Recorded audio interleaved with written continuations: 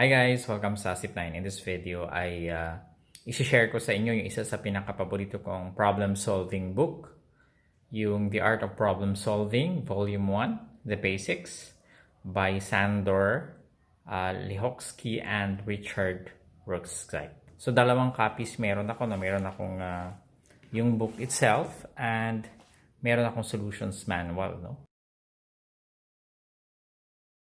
So, tignan muna natin itong libro mismo.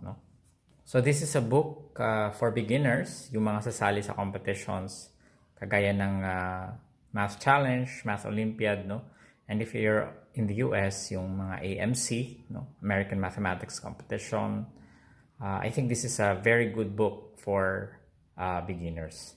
So, tignan natin yung loob,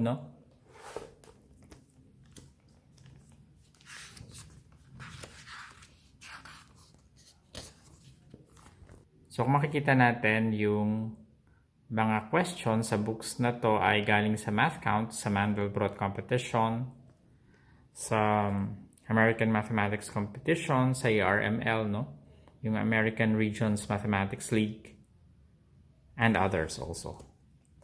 Tingnan natin yung kanyang table of contents,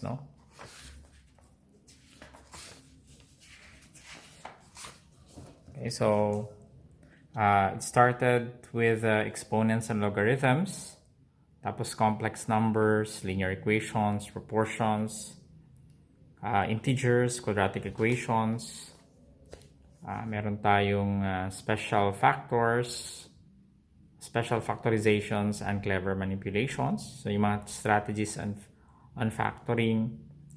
And meron ding geometry, angles, triangles, quadrilaterals, and merong polygons, angles, areas, power of coordinates, power of a point, three-dimensional geometry, tapos merong transformations.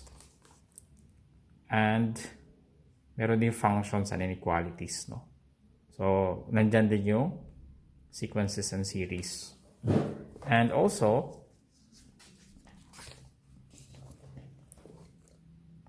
nandyan yung statistics and probability, sets, and proving.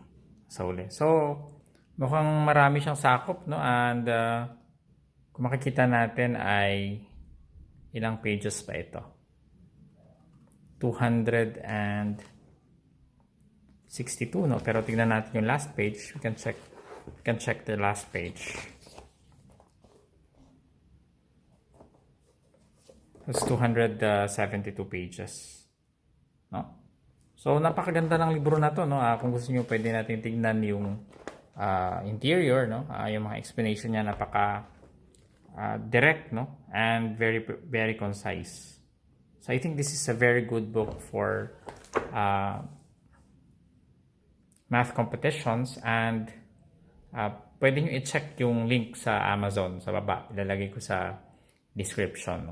I highly recommend this kasi nabasa ko naman tong book na to, although hindi ko naman na-solve lahat ng problems, Wala naman akong time i-solve lahat.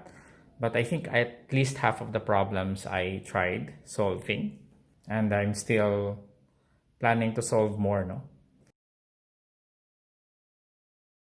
Ito naman yung kanyang solutions manual,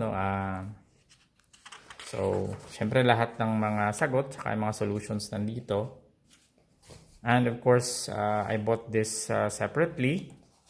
By the way, I'm not sure kung meron ganitong book sa Pilipinas, Because I had this bought from the US. So kung may kaibigan kayo sa US, pwede yung ipabili ito, And although nagde-deliver na yung Amazon, I'm not sure kung pwede yung bilhin ito sa Amazon. So 144 pages siya, lahat ng mga problems doon sa pinakita ko sa inyong libro kanina, nandito yung answers tsaka solutions. So, again, this is a very highly recommended book. It's probably the best competition books for beginners.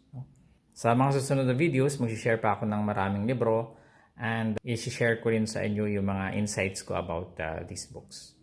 That's it. Maraming salamat. Sana ay nag-enjoy kayo dito sa ating video. Huwag niyo kalimutan mag-subscribe sa ating channel. I'll see you in the next tutorial.